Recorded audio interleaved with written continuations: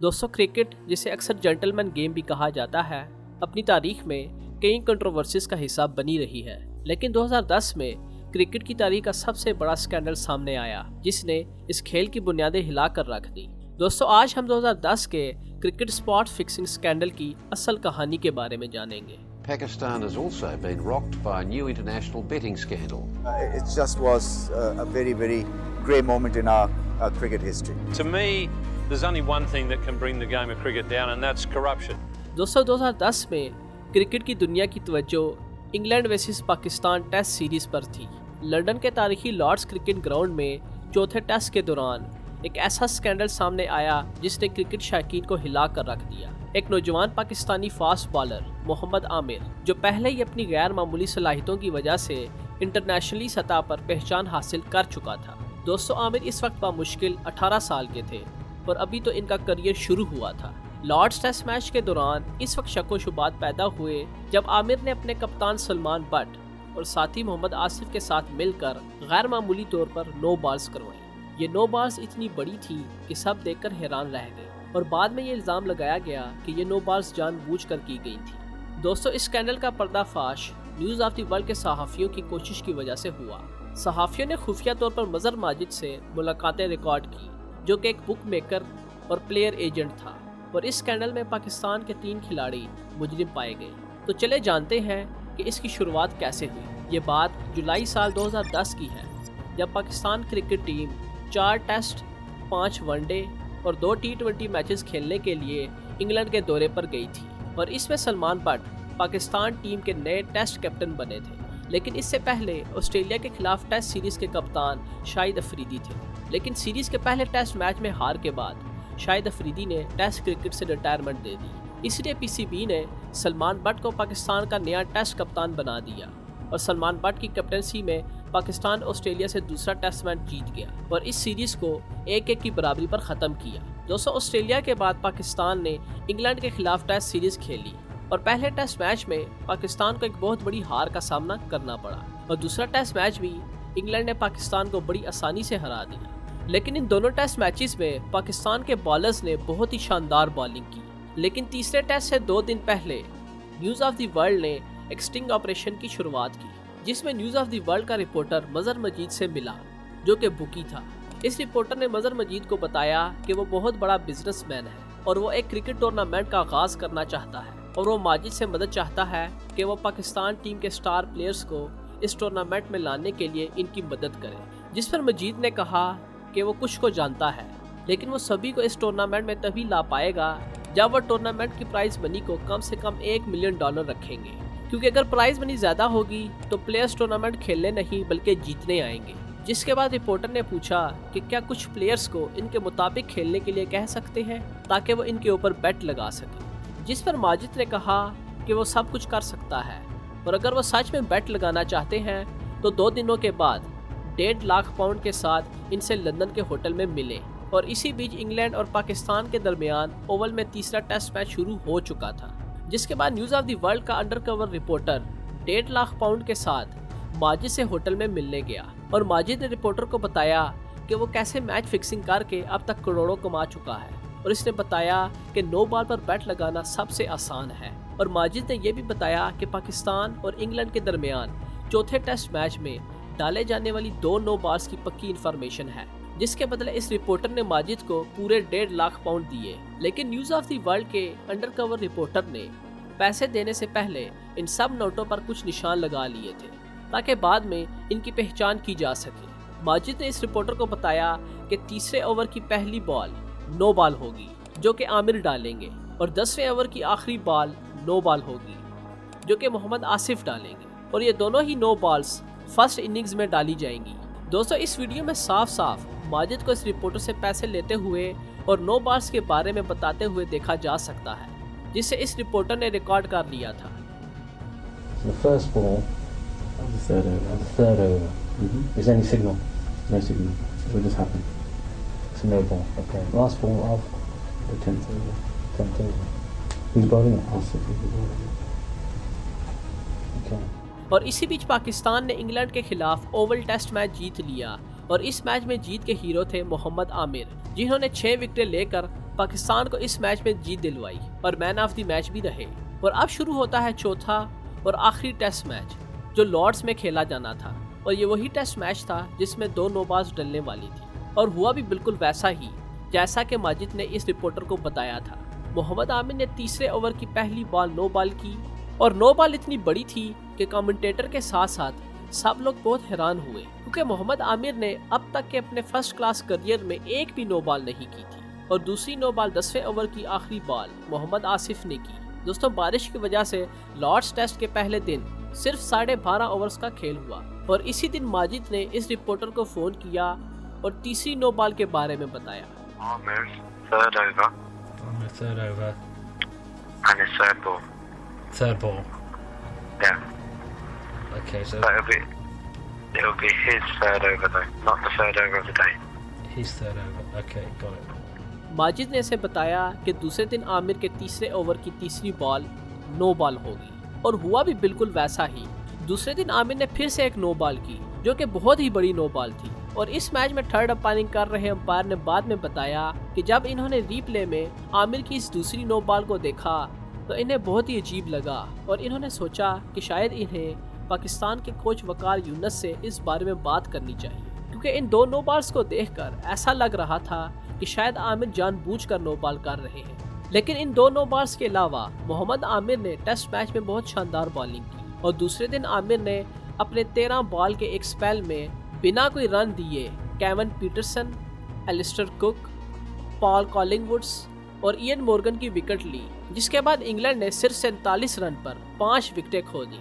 लेकिन शानदार बॉलिंग करने के बावजूद दिन का खेल खत्म होते होते इंग्लैंड ने 300 रन जोड़ दिए। लेकिन इस मैच के तीसरे दिन वो हुआ जिसने पाकिस्तान क्रिकेट के साथ साथ पूरे वर्ल्ड क्रिकेट को झंझोड़ कर रख दिया। इस दिन न्यूज़ ऑफ द वर्ल्ड जो कि इंग्लैंड का एक न्यूज़पेपर था, इसने फ्रंट पेज पर एक स्टोरी पब्लिक की जिसमें इन्होंने सलमान बट, मोहम्मद आमिर और मोहम्मद आसिफ पर बुकी माजिद के कहने पर मैच फिक्स करने के इल्ज़ाम लगाए और स्कॉटलैंड पुलिस ने इस दिन मजहर माजिद को गिरफ्तार कर लिया। इस खबर से पाकिस्तान के साथ साथ इंग्लैंड के प्लेयर्स को भी बहुत हैरानी हुई, जिसके बाद पाकिस्तान क्रिकेट बोर्ड और टीम मैनेजर यावर सईद ने अपने प्लेयर्स पर लगे फिक्सिंग के इल्ज़ाम को खारिज करते हुए इन्हें बेगुनाह बताया। जिसके बाद लॉर्ड्स टेस्ट में इंग्लैंड ने स्टुअर्ट ब्रॉड और जोनाथन ट्रॉट की पार्टनरशिप की वजह से 446 रन का एक बड़ा स्कोर खड़ा किया और पाकिस्तान टीम इस मैच को 1 इनिंग्स और 225 रन से हार गई। और मैच खत्म होने के बाद जब प्लेयर्स के रूम्स की तलाशी ली गई तो आमिर के कमरे में 1500 पाउंड और सलमान बट के कमरे में 2500 पाउंड मिले और ये वही नोट थे जिन पर निशान लगाकर न्यूज़ ऑफ द वर्ल्ड के रिपोर्टर ने माजिद को दिए थे। और जब सलमान बट की कॉल डिटेल्स निकाली गई तो इससे भी ये बात साफ हो गई कि सलमान बट ने कई बार माजिद से फ़ोन पर बात की थी। और न्यूज़ ऑफ द वर्ल्ड ने जब अपने पूरे ऑपरेशन की वीडियो फुटेज रिलीज़ की तो तीनों को गिरफ्तार कर लिया गया और मैच फिक्सिंग का मुकदमा चलाया गया। तो चले आप जानते हैं कि माजिद और सलमान बट ने किस तरह मोहम्मद आमिर को स्पॉट फिक्सिंग में फंसाया और कैसे इन्हें नो बॉल डालने के लिए मजबूर किया। मोहम्मद आमिर ने माइकल एथरटन को दिए गए एक इंटरव्यू में बताया कि सलमान बट ने इन्हें पहली बार माजिद से मिलवाया था और पहली बार माजिद से मिलने के बाद वह एक बहुत ही अच्छा और एक वेल एजुकेटेड इंसान लगा था। आमिर ने इंटरव्यू में बताया कि सलमान बट ने इन्हें 2 बार मैच फिक्सिंग के लिए पूछा था। पहली बार में इन्हें लगा कि शायद वो मजाक कर रहे हैं, लेकिन जब दूसरी बार सलमान ने इनसे पूछा तो इन्होंने साफ मना कर दिया। इसके बाद 2009 में न्यूजीलैंड सीरीज के दौरान दुबई में सलमान बट ने आमिर को अपने दोस्त अली से मिलवाया जो कि बिजनेसमैन था और इसने आमिर से कहा कि अगर किसी भी चीज़ की ज़रूरत हो तो वो इसे ज़रूर बताए। दोस्तों, इसके बाद अली ने आमिर से इनका पाकिस्तान का नंबर मांगा। वो सलमान का दोस्त था इसलिए आमिर ने इसे अपना नंबर दे दिया और जब आमिर वापस पाकिस्तान लौटे तो अली इनसे मिलने वहाँ भी आए। और जब पाकिस्तान की टीम इंग्लैंड के टूर पर गई तो 4 से 5 अगस्त के बीच यानी दूसरे टेस्ट से पहले अली ने आमिर को कॉन्टैक्ट किया और आमिर से इनका यूके का नंबर मांगा और इसके बाद अली ने आमिर को फ़ोन पर मैसेजेस करना शुरू कर दिए, जिसमें पहली बार अली ने आमिर से ये पूछा कि इसने सलमान को तुमसे कुछ बात करने के लिए कहा था और सलमान ने तुमसे वो बात की है या नहीं। और फिर अली ने आमिर से इनकी बैंक अकाउंट डिटेल्स भी मांगी, जिसे आमिर ने देने से मना कर दिया। और इस तरह अली ने आमिर को कई बार फोन पर मैसेजेस किए, जिसके बाद आमिर ने ये जानने के लिए कि आखिर ये इंसान चाहता क्या है, इसे अपनी बैंक अकाउंट डिटेल्स दे दी। जिसके बाद अली ने आमिर को मैच फिक्स करने का कहा, जिस पर आमिर ने अली से बात करना बंद कर दिया और आमिर ने ये मैसेज सलमान को दिखाए। लेकिन सलमान बट ने इस बात को टाल दिया और कहा कि शायद वह तुमसे मजाक कर रहा होगा। इसके बाद आमिर ने अली से बात करना पूरी तरह से बंद कर दिया। दोस्तों, जब बाद में आमिर की कॉल डिटेल्स निकाली गई तो इससे पता चला कि ओवल टेस्ट से पहले अली ने आमिर को 40 बार फोन किया था, लेकिन आमिर ने सिर्फ 2 बार इसका रिप्लाई किया। और जैसा आप सभी जानते हैं कि ओवल टेस्ट मैच पाकिस्तान ने जीता था और इस मैच में Mohammad Amir man of the match भी रहे। और अब एंट्री होती है माजिद की। 25 अगस्त लॉर्ड्स टेस्ट से एक दिन पहले मजहर माजिद ने मोहम्मद आमिर को फ़ोन किया और कहा कि इसे कुछ बहुत ज़रूरी काम है और वो इनसे होटल की पार्किंग में आकर मिले। जिसके बाद आमिर पार्किंग में पहुंचे और मजहर माजिद की कार में जाकर बैठ गए और माजिद ने आमिर से कहा कि तुम तो बड़ी मुश्किल में फंस चुके हो और तुम्हारा तो करियर ख़त्म होने वाला है। आमिर ये सुनकर चौंक गए और कहा कि इन्होंने ऐसी कौन सी गलती कर दी है। जिस पर माजिद ने कहा कि तुम्हारे और अली के फ़ोन मैसेजेस की डिटेल्स आईसीसी को पहुंच चुकी है। जिस पर आमिर ने कहा कि इसने अली से ऐसी तो कोई बात नहीं की और जब अली ने मैच फिक्सिंग की ऑफर दी तो इसने अली को साफ मना कर दिया और इससे बात करना भी बंद कर दिया। तो माजिद ने कहा, मुझे इस बारे में कुछ नहीं पता, लेकिन इस केस में तुम्हारा नाम आ रहा है और अब ये केस खुल चुका है।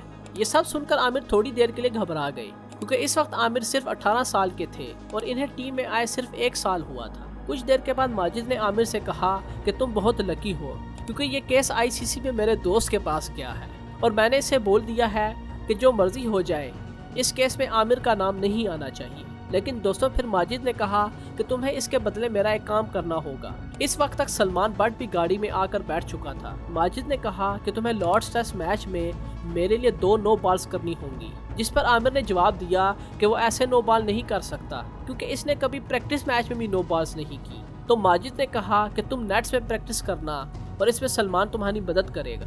इतना सुनकर आमिर गाड़ी से उतर गए और इसके अलावा माजिद ने मोहम्मद आसिफ को भी नो बॉल्स करवाने के लिए तैयार कर रखा था, जिसके लिए मोहम्मद आसिफ को 65,000 पाउंड मिलने वाले थे। दोस्तों, इसके बाद प्रैक्टिस के दौरान सलमान बट ने आमिर से पूछा कि करना है कि नहीं, तो आमिर ने कहा बहुत डर लग रहा है। तो सलमान ने जवाब दिया, इसमें डरने की कोई बात नहीं है और कुछ नहीं होगा। और इसी तरह घबराया हुआ मोहम्मद आमिर नो बॉल करने के लिए तैयार हो गया, ये सोचकर कि माजिद इनकी मदद कर रहा है और अगर वह नो बॉल नहीं करेगा तो शायद बहुत बड़ी मुसीबत में फंस जाएगा। बाद में इसी दिन शाम को माजिद ने इनको बताया कि इन्हें किस किस ओवर में नो बॉल्स करनी है और लॉर्ड्स टेस्ट में आमिर ने 2 नो बॉल्स की, जैसा कि माजिद ने इन्हें कहा था। और दूसरी नो बॉल करवाने का रिमाइंडर देने के लिए सलमान बट आमिर के पास भी गए थे और वह दोनों ही नो बॉल्स इतने बड़े थे कि कमेंटेटर और अंपायर के साथ पाकिस्तान टीम के कोच वकार यूनुस को भी बहुत हैरानी हुई। और लंच ब्रेक के दौरान वकार यूनुस मोहम्मद आमिर के पास गए और कहा कि क्या कर रहे हो।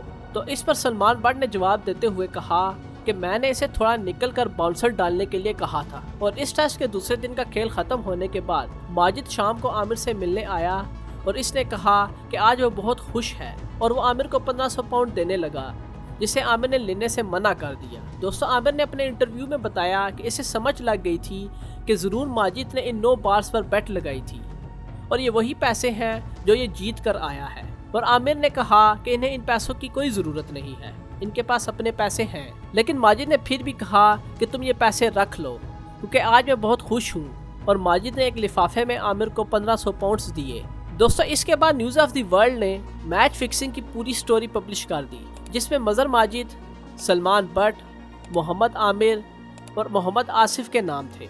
आमिर ने अपने इंटरव्यू में बताया कि जब पुलिस इनकी तलाशी लेने के लिए आई तो इन्होंने अली को मैसेज किया और कहा कि वो इनके बीच हुई सभी चैट्स को डिलीट कर दे, क्योंकि आमिर को भी यही लग रहा था कि शायद आईसीसी को इनके और अली के फ़ोन मैसेजेस के बारे में पता चल चुका है। लेकिन बाद में जब न्यूज़ ऑफ द वर्ल्ड ने अपना पूरा स्टिंग ऑपरेशन रिलीज़ किया तो आमिर को पता चला कि ये सब कुछ अली की वजह से नहीं बल्कि 9 बॉल्स की वजह से हुआ है जो इन्होंने टेस्ट मैच में डाली थी। जिसके बाद मोहम्मद आमिर के कमरे से 1500 पाउंड्स और सलमान बट के कमरे में से 2500 पाउंड्स मिले और ये वही नोट थे जिन पर न्यूज़ ऑफ द वर्ल्ड के रिपोर्टर ने निशान लगाकर इन्हें मजहर माजिद को दिए थे। और जब चौथा टेस्ट मैच ख़त्म हुआ तो मोहम्मद आमिर को मैन ऑफ द सीरीज़ का अवार्ड मिला और इसके बाद इन्हें गिरफ्तार कर लिया गया।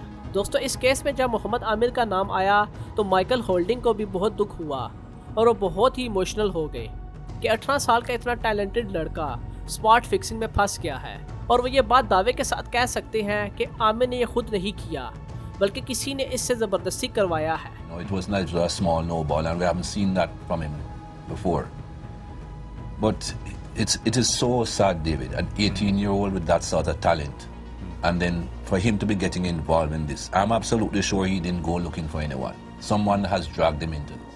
जिसके बाद माजिद और तीनों प्लेयर्स पर मैच फिक्सिंग का मुकदमा चलाया गया और आमिर ने अपनी गलती मान ली। इन्होंने माजिद के कहने पर नो बॉल्स की थी। मैच फिक्सिंग के इल्जाम में मोहम्मद आमिर को 6 महीने की जेल, 5 साल का बैन और 9,390 पाउंड का फाइन लगाया गया। सलमान बट को 2.5 साल की जेल, 10 साल का बैन और 30,937 पाउंड का फाइन लगाया गया। और मोहम्मद आसिफ को 1 साल की जेल, 7 साल का बैन और 8,120 पाउंड का फाइन लगाया। और मैच फिक्सिंग करवाने के जुर्म में मजहर माजिद को 2 साल 8 महीने की जेल और इस पर 56,500 पाउंड का फाइन किया गया। लेकिन बाद में मोहम्मद आमिर की सज़ा को हटाकर 3 महीने, सलमान बट की सज़ा को 7 महीने और आसिफ की सज़ा को 6 महीने कर दिया। और आसिफ और सलमान बट पर लगे बैन को भी हटाकर 5-5 साल कर दिया गया। दोस्तों, मोहम्मद आमिर पर जब बैन लगा तो सबको यही लगा कि शायद आमिर अब कभी दोबारा क्रिकेट नहीं खेल पाएंगे। जब मोहम्मद आमिर ने 5 साल के बाद क्रिकेट में वापसी की तो विराट कोहली ने भी इनके लिए कहा, बॉलर तो हमेशा से वो वर्ल्ड क्लास रहे हैं। मैं ज़रूर मानता हूँ कि अगर वो ये पिछले 5 साल खेलते तो आज आई थिंक वर्ल्ड के टॉप 2 या 3 बॉलर्स में होते। तो दोस्तों, ये थी 2010 के स्पॉट फिक्सिंग स्कैंडल की असल कहानी। आपको वीडियो पसंद आई है तो इसे लाइक और शेयर ज़रूर करें और मुझे कमेंट्स में बताएं कि आप किस टॉपिक पर वीडियो देखना चाहेंगे। शुक्रिया।